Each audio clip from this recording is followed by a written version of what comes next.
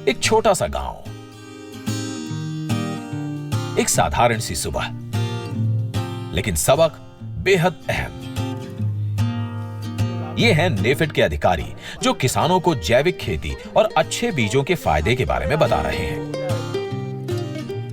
नेफेड के साथ मेरा अनुभव अच्छा रहा। मैं 4-5 साल से जुड़ा हूँ इनसे। बहुत बढ़िया बीज, एक नंबर इनका। यहाँ के अधिकारी मैं जब भी जानकारी लेता हूँ वो देते रहते हैं। इंदौर में स्थित नेफेड बायो फर्टिलाइजर संयंत्र जो जैविक खाद को बढ़ावा देने के लिए बड़े स्तर पर काम कर रहा है। 1984 में नेफेड बायो फर्टिलाइजर संयंत्र की स्थापना हुई थी और शुरुआती समय में मकसद था इलाके के किसानों को सोयाबीन की खेती में मदद करना।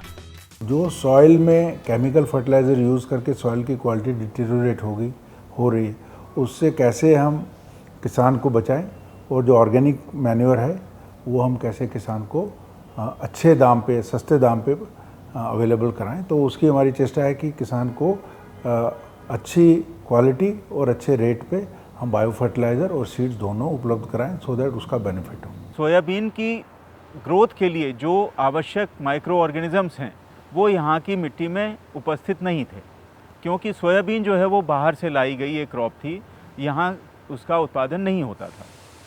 इसलिए ये आवश्यक था कि उसके लिए जो आवश्यक राइजोबियम नाम के बैक्टीरिया हैं उनका उत्पादन कर उसमें उन मिट्टी में इनोकुलेट किया जाए।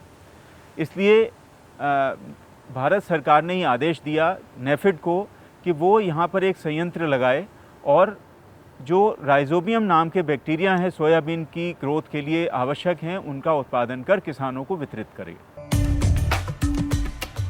मौजूदा समय में नेफेड सभी आर्थिक रूप से अहम फसलों के लिए बायो फर्टिलाइजर का उत्पादन कर रहा है। ये बिल्कुल प्राकृतिक है क्योंकि इनमें जीवाणुओं का प्रयोग होता है। यही वजह है कि इनसे फसल और लोगों की सेहत पर कोई बुरा प्रभाव नहीं पड़ता और ना ही वातावरण प्रदूषित होता है। साथ ही साथ रासायनिक खाद के मुकाबले बायो फर्टिलाइजर काफी सस्ते भी हैं। केमिकल फर्टिलाइज़र और बायो फर्टिलाइज़र पे कोई अंतर नहीं है। सिर्फ ये है कि ये वो नुकसान करते हैं और ये बहुत फ़ायदेमंद चीज़ें हैं। फसल का उत्पादन बढ़ाने में बीज की भूमिका सबसे अहम है। इसके महत्व को देखते हुए नेफेड ने सर्टिफाइड सीड का उत्पादन शुरू किया। नेफेड में मुख्य रूप से दलहनी और तिलहनी फसलों की नई विकसित प्रजातियों के बीज उत्पादित किए जाते हैं। ये सर्टिफाइड बीज किसानों को मिनी किट्स में सरकारी स्कीमों के तहत दिए जाते हैं।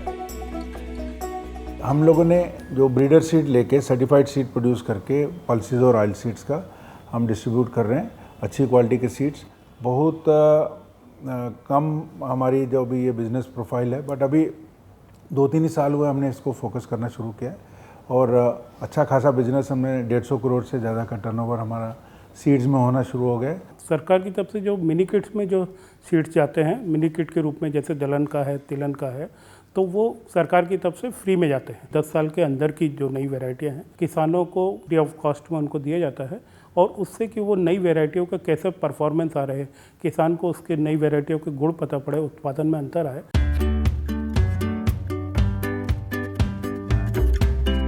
बीज उत्पादन के लिए सीड प्रोसेसिंग आवश्यक है। इसके तहत यह सुनिश्चित किया जाता है कि बीज एक जैसे नाप के हों।